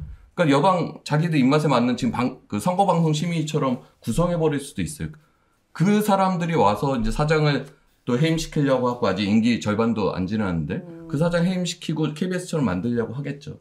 근데 안에서 당연히 싸우죠. 싸우고 저항하는데 싸우고 저항해서 이길 수도 있고 질 수도 있어요. 그럼 당연히 우리는 그 이기기 위해서 최대한 국민들의 지지를 받기 위해서 지금 말씀을 드리는 거고 그러려면 8월이면 MBC도 넘어간대 라는 게 좀 국민적으로 좀 확산될 필요가 있다. 이걸 막을 수 있는 방법이 있어요? 국회에서? 그래서 방송 3법을 8월 전에 통과시키자라고 주장하는 거죠. 그러니까 그 부분이 제일 전공법이고 좋은 방법인데 그것이 그 방법을 하기 위해서 나머지 전략들을 짜다 보면 아까 제가 얘기했잖아요. 이게 이상한 협치, 뭔가 타협의 한 대상으로 만들게 되고 그럼 전투력을 빼버려요. 그러니까 지금 우리가 해야 되는 거는 혹시 지더라도 혹시 통과되지 않더라도 이거를 위해서 애썼던 사람들이 있고 이 사람들이 너무나 지금 문제시 되는 일들을 하고 있다라는 걸 더 드러내는 게 중요하지.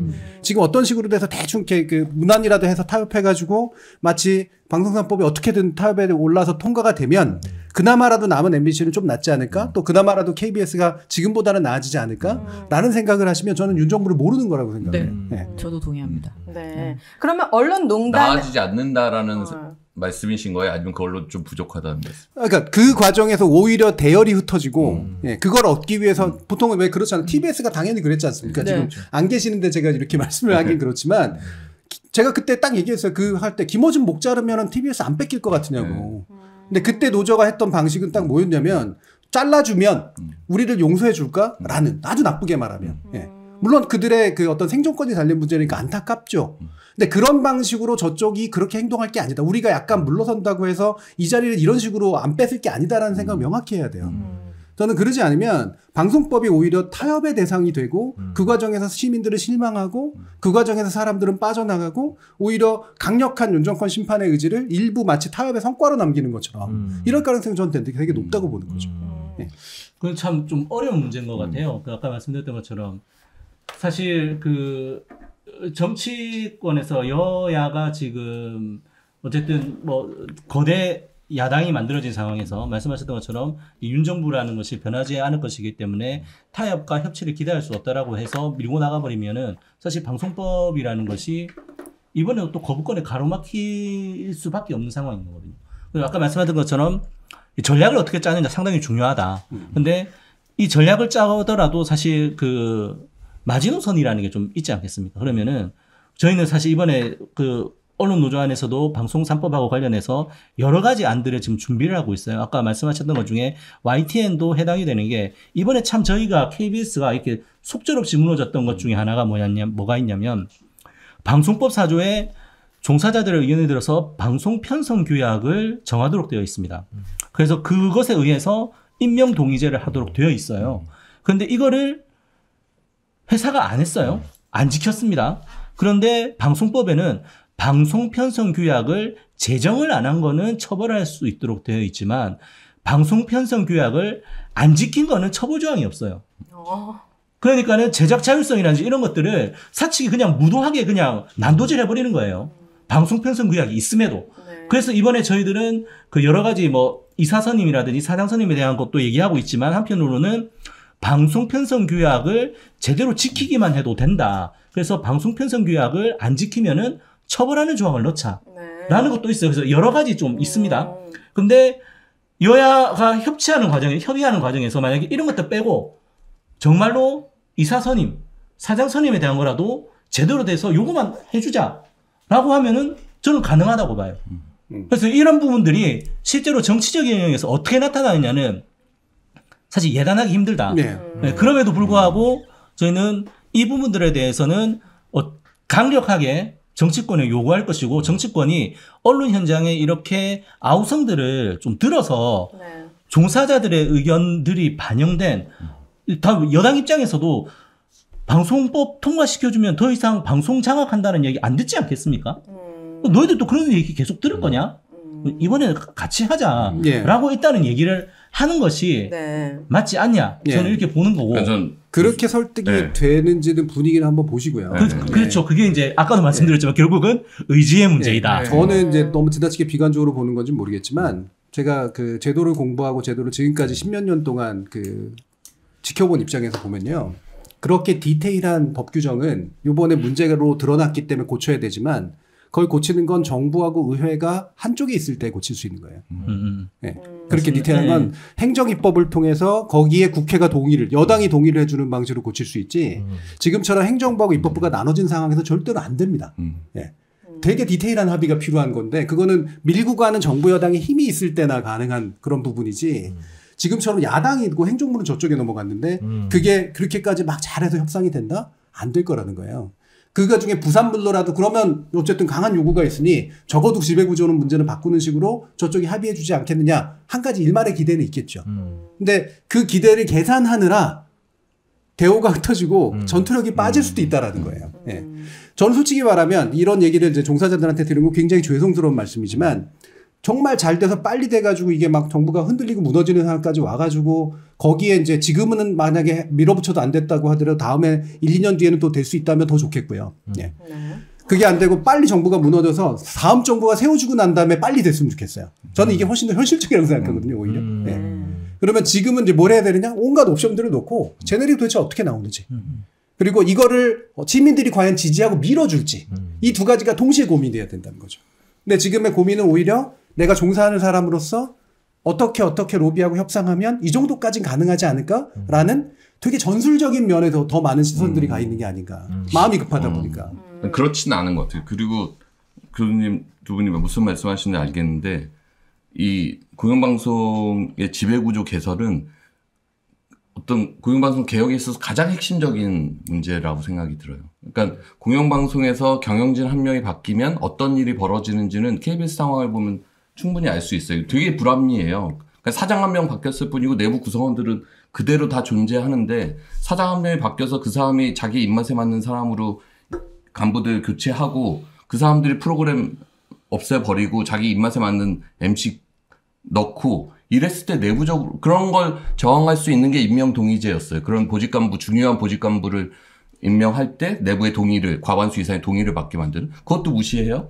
그러면 내부적으로 이걸 저항해서 물리적으로 바꿀 수 있는 수단이라는 게 극히 한정이 돼요.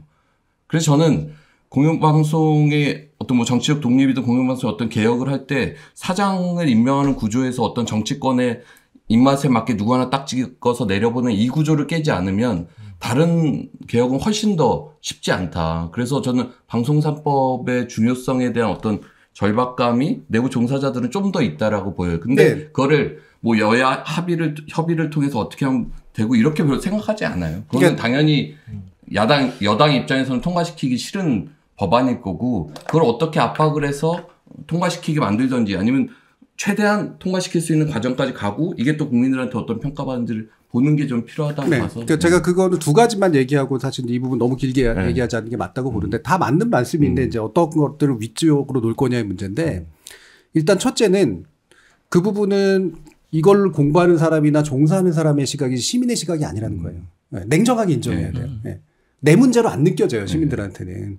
이렇다면 그렇게 해서 사장이 조금이라도 좀 괜찮은 사람이 좀 들어오거나 사장이 들어와도 막을 수 있다고 하더라도 그게 내가 원하는 방송사였는지 시민들은 잘 모릅니다. 또는 실망하는 경우가 더 많아요. 문재인 정부 때 공영방송에 대해 실망하는 시민들이 많았잖아요. 여러 가지 이유에서. MBC는 좀 덜했지만.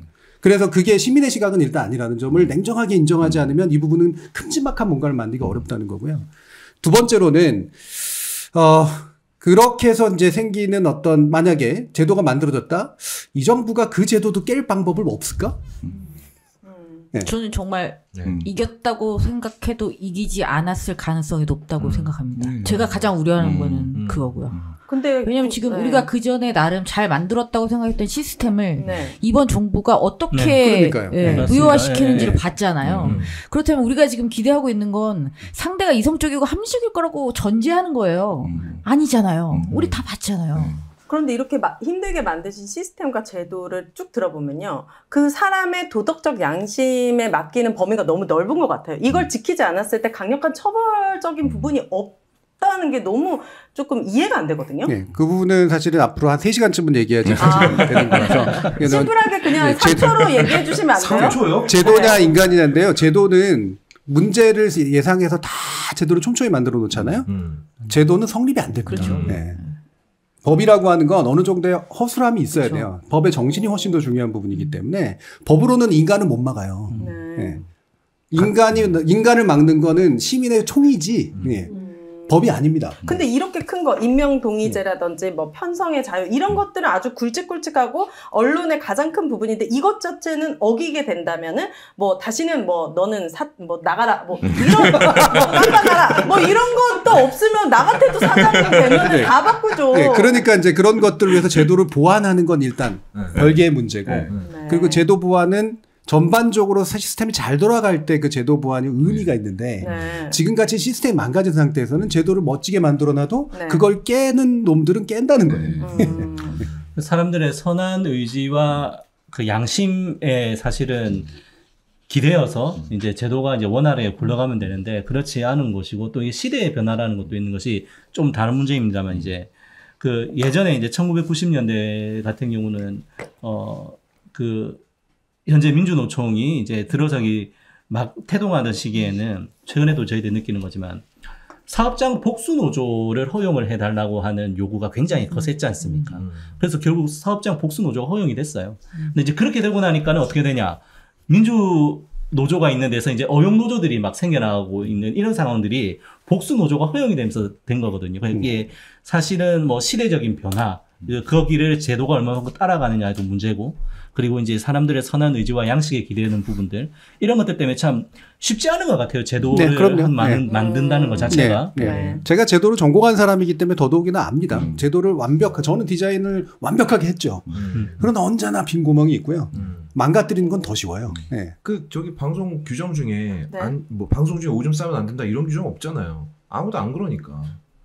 그래도 싸도 이 정도까지 민폐는 아니잖아. 자기가 치우고 가라 이러면 되지만 이걸 경범죄 처벌법 이런 거 있어요. 이러기야? 이런 얘기를 하기야? 미안합니다. 아니 너무 딱딱해서 견딜 수가 없었어요. 죄송합니다. 그래서 이런 부분까지 포함해서 결국은 저는 우리가 이런 자리를 마련한 건 시민의 시선으로 시민들이 동참하는 그래서 정말 정부에 대한 불만들을 미디어라고 하는 또 언론이라고 하는 것을 매개로 정말 이런 일을 했다니 이건 나쁜 놈들이야 라고 만들 수 있는 액션 플랜이 뭘까? 네, 뭐예요? 액션 플랜 봤잖아요 여기. 그러니까 액션 플랜 뭐예요? 세 가지. 이거 뭐예요? 먼저 이거 좀 깔고 싶은 게 있어요. 그러니까 제가 이번에 이제 뭐 뉴미디어의 발달 뭐 이런 얘기 다 하잖아요. 사람들이 뭐 이제 카톡을 사용하는 시간보다 유튜브를 사용하는 시간이 더 많아졌고 이런 얘기 그냥 하는데 대표적으로 TBS의 간판 프로그램이었던 김어준의 뉴스공장이 TBS에서 더 이상 방송을 못 하게 됐잖아요. 근데 그 프로그램이 타격을 입었냐 그건 아니거든요. 오히려 딴지 라디오로 옮겨서 더 성장했어요. 그쵸. 그리고 유튜브 아까 교수님께서 말씀하신 일반 시청자의 입장에서 내가 즐겨보던 김어준의 뉴스공장을 TBS에서 볼 수 없다. 근데 유튜브 딴지 일보 채널에 가면 똑같이 볼 수 있다. 일반 시청자 입장에서 전혀 차이를 못 느껴요. 그쵸. 그러니까 이런 부분을 먼저 좀 감안을 하셔야 될 것 같아요. 그렇죠. 그러니까 MBC가 없어진다. 그러니까 이게 구체적으로 뭔가 명확하게 오지 않는 거예요. 그렇죠. 예전에 MBC가 파업을 한다. 그럼 가장 먼저 사람들의 머릿속에 떠오르는 생각은 무한도전 못 봐? 그렇죠. 뉴스데스크가 이상해져? 이렇게 됐죠. 사실은 뉴스까지도 안 가고 주로 무한도전을 제일 많이 들었어요. 그러니까 서로 약간 다르잖아요. 그때는 뭐 달랐으니까. 그러니까 이런 부분을 충분히 감안을 하셔야 될 것 같아요. 사람들은 아직 MBC가 넘어간다고 KBS가 엉망이 됐어? 그렇다고 내가 보는 시사 프로그램이 뭐 많이 달라졌나? 최경영 기자 같은 경우는 지금 나와서 다시 채널 차리셨죠. 최경영 기자 개인적인 팬들은 굳이 KBS 안 찾아갑니다. 그냥 최경영 기자 채널 찾아가면 돼요. 그럼 오히려 그분이 하는 프로그램 더 많아요. 예전보다 더 제한 없이 더 자유롭게 잘합니다. 물론 KBS가 못했다는 얘기는 아닌데 그러니까 이런 부분을 어떻게 시민들에게 어필을 할 것인가. 그냥 단순히 그냥 MBC가 넘어갑니다. 이거는 마치 그런 거예요. 꽁꽁 얼어버린 한강 위로 고양이가 넘어갑니다. 그거 듣는 거랑 비슷한 느낌이라는 거죠. 그래서 이 유명한 저기 밈인데요. 며칠 전 언론노조가 그 플래카드에 적었길래 이분들이 그때 처음 봤는데 그 밈 뭐야? 하늘 수박이 있어 저도 거의 없다가 인간이야? 뭐 제가 인간인지 모르셨다고.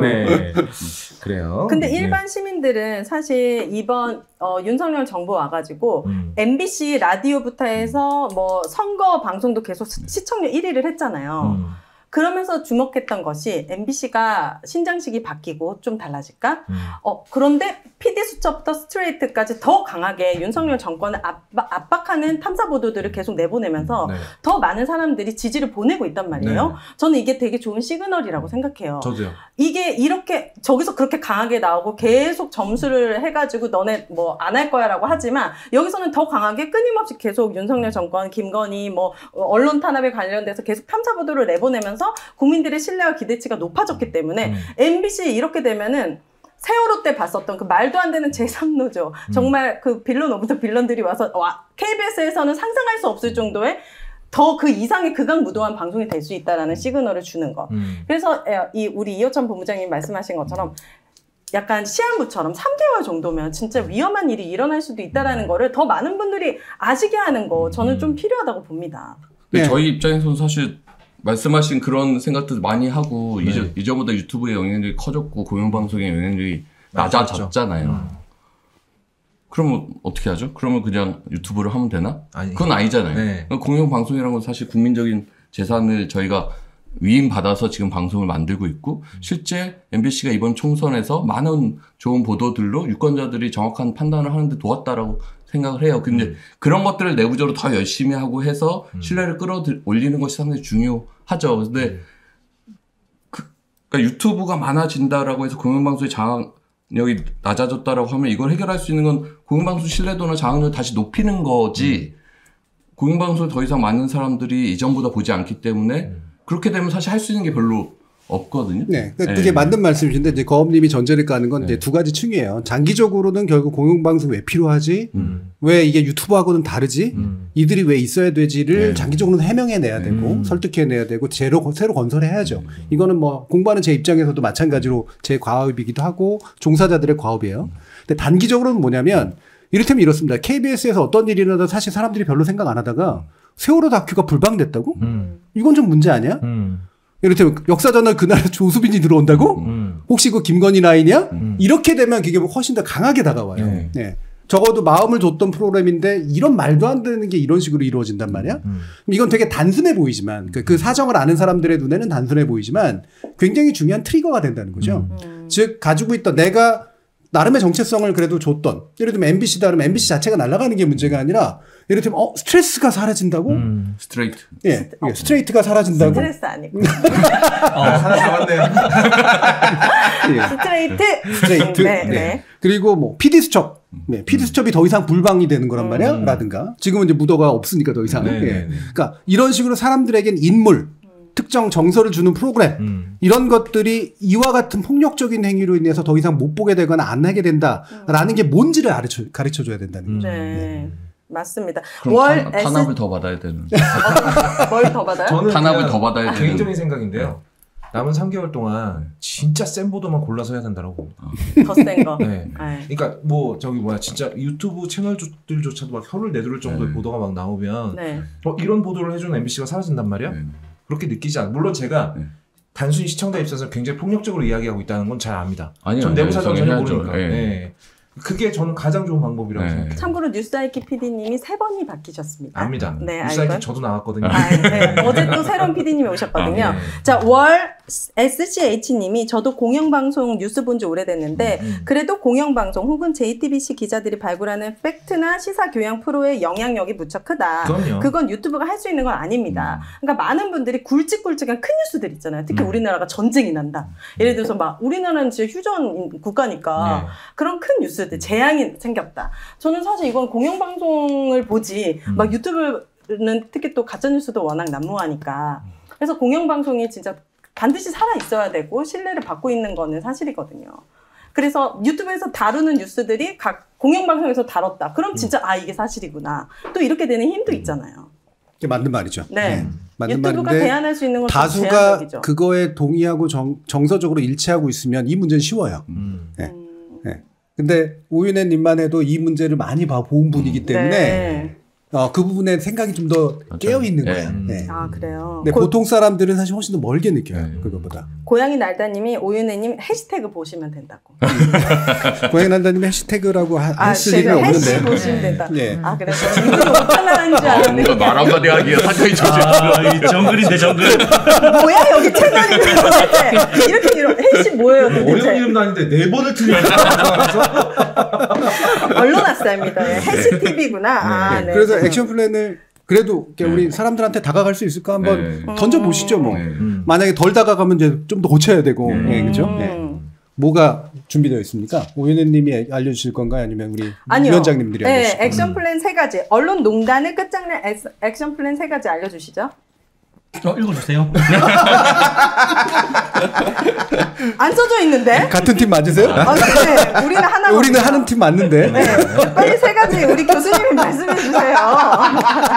가장 크게 딱 3가지. 아니 뭐 사실 뭐 다 얘기 나왔었죠. 그러니까 얘기 거의 한 것 같아가지고. 국정조사 해야 된다는 국정조사 해야 거. 되고. 그리고 이제 방송 3법, 제2법 해야 된다는 거고. 그리고 약간 뭐 좀 녹였지만은 문제적인 방심위, 선방심위, 방통위 이거를 제어할 수 있는 방안들을 좀 찾아야 된다. 뭐 요런 점인 것 같아요. 그런 제어 방안을 향후에 뭐 미디어 개혁 특위나 어떤 국회 내에서 논의할 수 있는 좀 틀을 만들자. 그러니까 방송 3법, 언론장악 국정조사, 미디어 개혁 특위 요 정도가 지금 언론 노조가 생각하는 가장 핵심적인 이슈. 그걸 실현하려면 가방위원장 뭐 이런 거 이제 야당에서 뭐 가방위원장. 그러고 이제 야당에서 그게 되게 중요한 의제로 떠올라야죠. 그래야지 여당하고 싸워주지. 여당은 당연히 국정조사 반대할 거거든. 뭐 이따위 이거 가지고 국정조사야? 국정조사 이렇게 쉬운 거야? 뭐 이렇게 얘기할 거란 말이에요. 근데 대부분의 경우는 이제 예를 들면 최상병 건 가지고 만약에 국정조사를 한다. 그때 이태원 건 가지고 국정조사. 그것도 반대했거든요. 그때는. 뭐 그 정도로 국민적인 관심이 집중돼야 야당에서 밀어붙여가지고 그래도 국정조사 안 하면 니들 완전히 바보 되는 거야. 이렇게 할 수가 있다는 거지. 근데 이제 미디어 거 가지고 국정조사를 한다 그러면 여당에서는 왜? 이렇게 이제 얘기할 가능성이 높고 야당은 자기들은 장악했다고 생각 안 하고 있는 거잖아요. 그럼 이걸 국민적 관심사로 더 키우려면 어떻게 하는 게 좋을까요? 네. 그러니까 방금 얘기한 것들이 좀 더 좋은 레토릭으로 이제 바뀌어야 된다는 거예요. 그러니까 이를테면은 YTN이 단순히 그냥 그 소유주가 그냥 넘어간 게 아니라 우리의 굉장히 중요한 자산이 되게 사적인 이유로 뺏긴 거잖아요. 네. 이거는 뭔가 문제가 있어요. 여기에 누군가 개입돼 있는 거 아니야?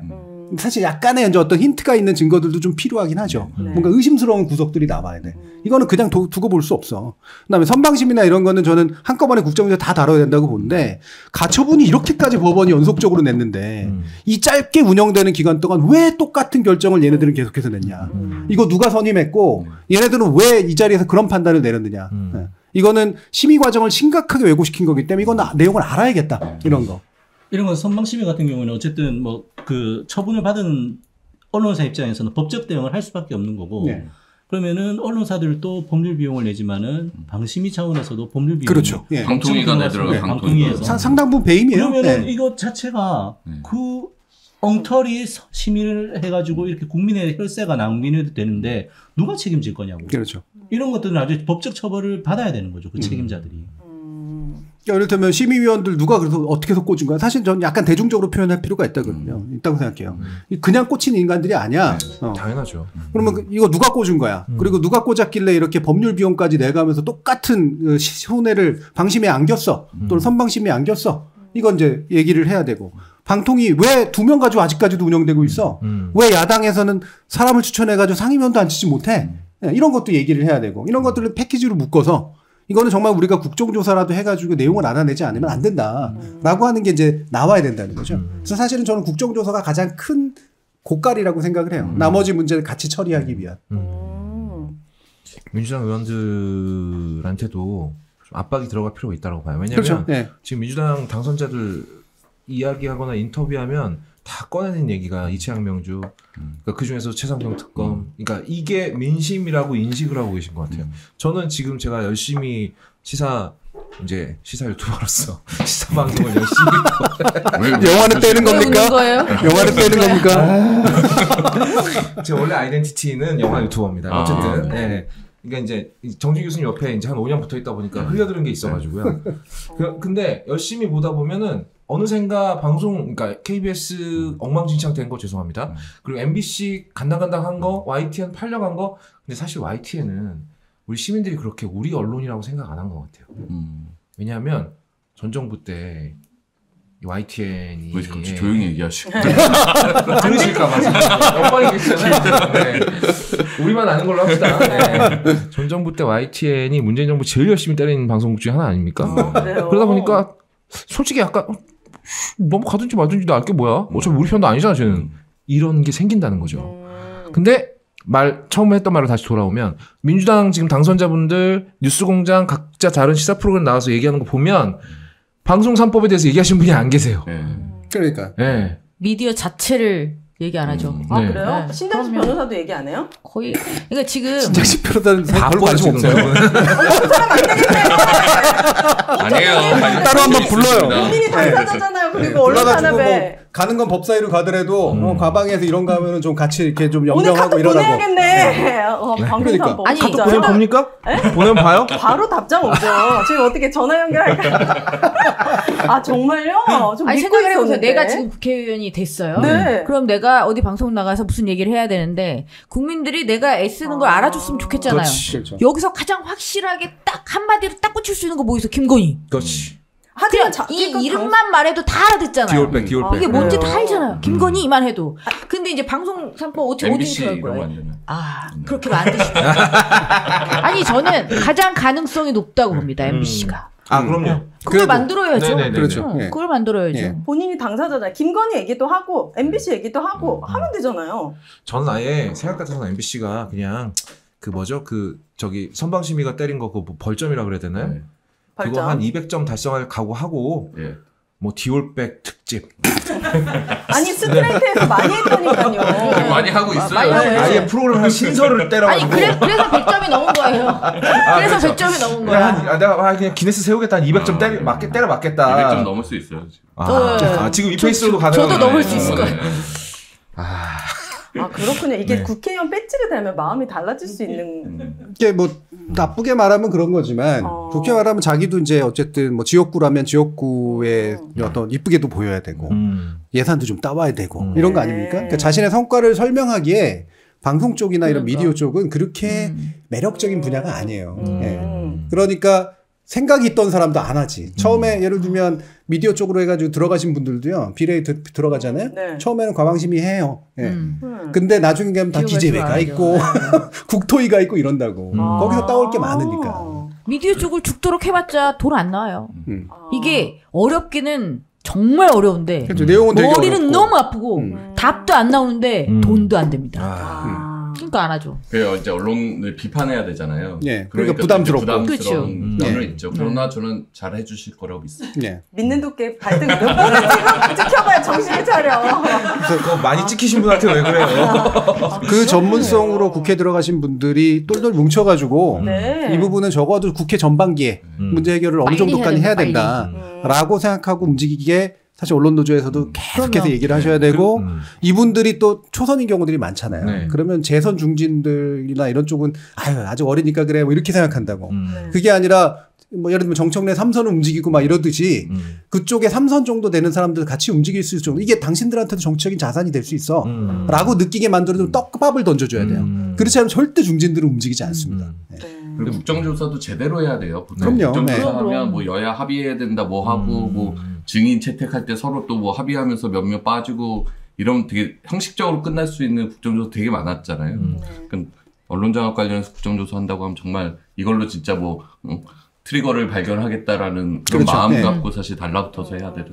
예. 그러면 언론인들끼리 저는 그렇게 생각합니다. MBC도 본인들이 받은 약간 그런 탄압 같은 거 보도하는 걸 약간 조금 민망해하고 좀 꺼려하더라고요. 네. 그러지 말고 또 다른 그리고 언론사 제재 나왔잖아요. 그거 했다고. 원래는 그러면 안 되거든요. 예. 근데 제재가 나왔어요. 그렇죠. 네. 그리고 충분히 보도하고 다른 방송국에서도 서로 MBC의 문제점, KBS의 문제점들을 좀 같이 언론들의 문제점을 좀 많이 해주세요. 다른 방송이 서로 지금 없잖아요. 아니 이게 지금 눈앞에 계신 분들이 이제 노조위원회 분들이니까 자꾸 여기만 잡고 패는 것 같은 느낌이 드는데 사실은 민주당 정신을 차려야 되는 게 그러니까 국회의원 한 명 한 명이 예쁘게 잘 보여야 되는 건 알겠으나 뭔가 좀 전략이 있어야 될 거 아닙니까 민주당도요? 좀 나눠야죠. 우리는 방송 3법 담당할게. 아니면 우리는 뭐 최상무 특급 담당할게. 이거 좀 나눠서 해야지. 앞다퉈서 다 지금 다 누구나 다 하나만 하는 다 것처럼 하나만 그러죠. 얘기 나오니까 민주당 당선자 나오잖아요. 그러면 시사방송 보다가 잠깐 앞으로 가기 누르게 됩니다. 그러니까 무슨 특위를 만드는 사실은 이유가 그게 대표 밑에서 어쨌든 역점을 두고 이제 여권하고 이제 싸워야 될 문제를 이제 해야 되는데 특위가 되게 많아. 그 많고 한동안 안 모이고 있다가 필요한 것 같으면 특위 위원장이라도 나가지고 얘기를 한다고. 그러니까 이 앞에 우선순위 3개 안에 반드시 들어가게 해야 돼요. 그러려면 어떻게 이재명 대표님을 모실까요? 사실은 그런 게 되게 중요합니다. 네, 그러니까 맞아요. 당대표가 작심을 하고 이거는 되게 중요한 문제야. 내가 예를 들면 대통령이 되는 과정에서 이 부분을 해결하면서 대통령이 되고 싶어 라든가 대통령이 돼서는 반드시 이 문제를 해결할 거야 라고 느끼게 만들어내는 몇 개 순위 안에 머릿속에 집어넣어줘야 돼요. 예. 사실 우리가 지나간 과정에서 배운 게 있다면 리더의 의지가 가장 중요합니다. 제일 중요합니다. 네. 그렇죠. 이재명 대표님 시간 되시면 꼭 언론아싸나 패시 TV에 꼭 나와주시기를. TV가 그렇게 기억하기 어려운 단어인가요? 아니면 약간 연기 같은. 패시 TV에 나와주시기를 기다리고 있겠습니다. 오늘 이렇게 콜라보 방송을 하니까 저는 나름 풍성하고 재미도 있고 지루하지 않았는데 어떠셨나요? 그렇게 네. 굉장히 네. 되게 저 개인적으로 이런 질문이 되게 곤란한데 딱히 뭐 그럼 여기 와서 뭐 기분이 더러웠습니다 이럴 수 없잖아요. 우리가 뭐 더러울 건 없잖아요. 안 들어왔어. 안 들어왔는데 네, 안 들어왔는데 진짜. 어차피 대답이 뻔한 거니까 새 우리 해시지 벤저스를 대표해서 제가 말씀드릴게요. 너무 좋았습니다. 아 그래요? 네. 우리 노조분들 같은 경우는 저희 해시TV에도 한번 모셨으면 좋겠고. 오, 네네 제발 좀 데려가세요. 네. 제발 좀 데려가세요. 누구 맘대로. 누구 맘대로 대표해? 우와. 저희도 뭔가 낮에 시작해서 밤 될 때까지 계속 하시더라고요. 한 아. 3시간. 아, 지금은 그렇죠. 해 뜰 때 시작해서 쉬고 나서 또 계속 합니다. 보시긴 보셨군요. 아, 예, 해 질 때 시작해서 해 지고 난 다음까지 한다. 심야까지 하죠. 제가 이제 거 대표님이 네, 제가 말을 끈 이유는 사실 그게 여기서 말한 것처럼 이게 뭐 나쁜 소리 하려고 나온 거 아니니까 당연히 뭐 당연히 동의한다도 있지만 동시에 어떠냐면 사실은 우리 이제 준비하시는 분들과 이 아이디어를 나눴을 때 제가 그 고민을 얘기했어요. 나는 나가서 사실은 나의 마음속에는 노조위원장님들의 고민과 동의하고 안 됐고 지지해주고 싶고 그러지만 그 편에서 얘기를 하면 이거는 망한다. 이건 듣고 싶은 사람들의 시선에서 내가 얘기를 해주시면 안 된다. 네. 그리고 그렇게 얘기를 해줘야 여기에 보고 계신 분들이 그래 사람들이 듣는구나. 우리하고 비슷한 생각들을 가지고 움직여주는구나. 이렇게 생각한다는 거죠. 그래서 혹시라도 오늘 이제 저희가 드렸던 말씀이 아까도 거업님도 잠깐 얘기하셨지만 이게 이분들의 노력이라든가 이런 것들을 혹시라도 그냥 폄하한다거나 이렇게 받아들이지는 않으셨으면 좋겠고 제가 아까도 시민의 시선을 봐달라고 얘기하는 건 그래야 우리의 문제가 해결이 된다. 동시에 똑같은 시선이 돼야 우리의 문제가 해결이 된다. 저는 이거를 이제 학문 바깥에 그리고 제가 흔히 말하는 공영방송 전공자로 공영방송 바깥에서 시선을 보니까 그게 비로소 보이기 시작을 하더라고요. 안 그럼 우리만의 문제는 끝난다. 이 얘기를 드리고 싶어요. 맞습니다. 시민의 저도 한 사람으로서 우리 언론 노조분들과 언론인들에게 어떤 역할 그리고 어떤 다짐이 필요한지를 조금 거창하지만 읊어드리도록 하겠습니다. 안 돼요. 있었어요? 예, 책무가 있거든요. 그렇군요. 근데 저희도 약간 말씀하셔야죠. 감사했다는 말씀 좀 드리고 싶고, 그러니까 저희도 사실 언론 아싸를 방송하는 거는 공영방송의 현실이나 이런 거를 국민들에게 좀 더 쉽게 잘 알리기 위한 방식으로 하는 거고, 근데 정 교수님 오실 때마다 우리가 약간 생각하지 못했거나 약간 나이브하게 생각했던 부분을 지적해 주시는 것도 있어서 저희도 사실 좋았습니다. 이거 뭐 그냥 하는 말이 아니라 아까 말씀하셨듯이 저희가 뭐 지려고 생각하고 싸우고 이런 거 아니고 이기기 위한 방법으로 다양한 방식을 좀 고민한다는 점 이렇게 잘 알아주시고 패시TV 할 때 이렇게 초대도 해주시고 많이 미디어 이슈 달아주시고 죄송합니다. 제가 초대 못하는 제가 없어가지고 그건 어떻게 될지 아직 잘 모르겠습니다. 그거 빼고? 우리가 좁아서 여기 언론인 분들과 또 제도를 만드신 이 두 분이 계시기 때문에 저희가 부탁을 드리면 윤석열 정권이 얼마나 위법하고 무자비하게 언론을 탄압하고 장악했는지 그 구체적인 사실과 사례를 증언해 줄 수 있는 분들은 아마 여기 계신 여러분밖에 없다고 생각합니다. 여러분은 언론농단의 피해 당사자이자 현장의 목격자이자 증언자이기 때문에 언론농단의 진상을 제대로 규명하고 또 책임자가 그에 상응하는 처벌을 받도록 22대 국회를 압박하는 것 역시 언론인 여러분의 역할입니다. 이틀만 정권 심판은 아직 현재 진행형이고 정권 심판의 마무리 투수는 늘 언론이었습니다. 윤 정권 심판의 마지막 트리거가 되어주시기를 당부드립니다. 자, 저희 언론 아싸 그리고 해시TV는 이 모든 과정을 두 눈 부릅뜨고 감시하고 기록하고 견인하는 역할을 하도록 하겠습니다. 제가 언론 아싸를 떠나지 않는 이유이기도 하죠. 출연료 때문 아닌가요? 출연료 때문? 닥치시고요. 시민 여러분도 언론을 불신하거나 냉소적으로 대하기보다는 비판적 지지자로 끝까지 관심을 가져주셨으면 좋겠습니다. 절대 여러분들의 기대를 저버리지 않도록 하겠습니다. 시즌4가 시작됐기 때문에 그래도 여러분들의 출마 선언 같은 느낌. 어떤 기대를 좀 드려야지 또 계속 볼 수 있잖아요. 언론 아싸 이 프로그램에 대해서 한마디만 해도 될까요? 두 마디도 괜찮습니다. 한마디예요? 하세요. 그러니까 이 프로그램이 너무 좋은 취지에 비해서 좀 더 많은 분들이 보셨으면 좋겠어요. 그러니까 좋은 얘기하는 것도 좋은데 우리 오윤혜 씨처럼 좀 재밌는 구석이 있는 사람들이 오윤혜 얘기만 들어도 재밌어서 웃으시는 거죠? 구석 좀 더 써요. 구석 말고 면. 재밌는 점이 감사합니다. 있는 사람들을 좀 더 고용을 더해서 이 프로그램의 딱딱함을 좀 유하게 만들어야 되지 않을까라는 생각이. 출연하실래요? 저야 뭐 액수만 맞으면 안 됩니다. 이런 건. 왜죠? 맨날 지각하고 막. 내가요? 그럼. 보다 그러면서 안 돼. 절대 안 됩니다. 왜 내가 명령을 받고 있는 거야? 한마디가 끝이에요. 그게. 그러니까 그런 부분에 대해서도 노력을 좀 기울여 달라. 왜냐하면 여기 많은 좋은 내용에 비해서 많은 분들이 이걸 더 보실 수 있게 만드는 것 또한 이 프로그램을 제작하는 PD들의 아주 당연한 업무라고 생각을 해요. 그냥 우리 좋은 얘기 하겠지 좋은 얘기는 다른 데서도 많이 합니다. 그러면 좀 매주 나와주시면 안 돼요? 안 됩니다. 아니, 나오는 거는 거업이 나온다 그랬는데 왜 저한테 그러세요? 저는 현실적이거든요. 안 되겠어. 더 많이 보게 거업이 나간다. 뭐라고요? 안 돼. 여기는 안 되니까. 그러니까 이런 건 단순히 재밌는 분 또는 셀럽의 문제가 아니라 거업님이 아마 얘기하시는 건 또 단순히 뭐 연성화시키고 이런 문제가 아니라 아까 뭐 제가 얘기하고자 하는 교양은 비슷해요. 많은 분들에게 들리도록 얘기했으면 좋겠다.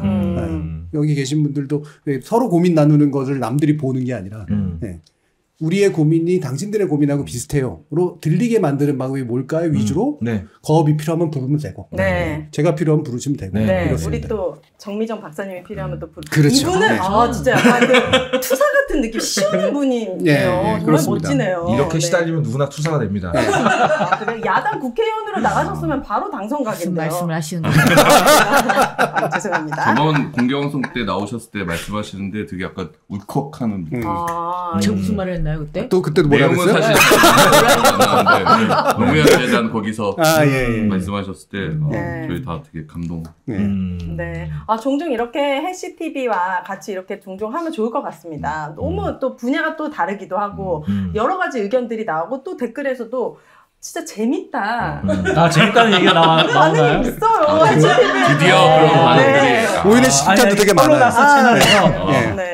언론아서 채널이 언론아서 재미있다. 언론아서 채널. 저희 채널의 댓글에 재밌다는 말 잘 안 달리거든요. 근데 저희 해시TV에는 오윤에 우와 저렇게 잘났단 말이야 뭐 이런 얘기 나와요. 그래요? 놀랐다 뭐 이런 얘기. 해시TV 채널 댓글은 제가 계속 보고 있었는데요. 뭐 한 700개 중에 1개 정도 그런 댓글이 있기는 있었습니다. 그 한 개도 소중합니다. 아무튼 이렇게 긴 시간 함께해 주셔서 진심으로 감사드리고 정말 이 언론의 문제가 어떤 트리거가 되고 많은 분들이 알 수 있게끔 저희도 끝까지 노력하도록 하겠습니다. 자, 다 같이 언론아사를 외치고 끝내면 되는데요.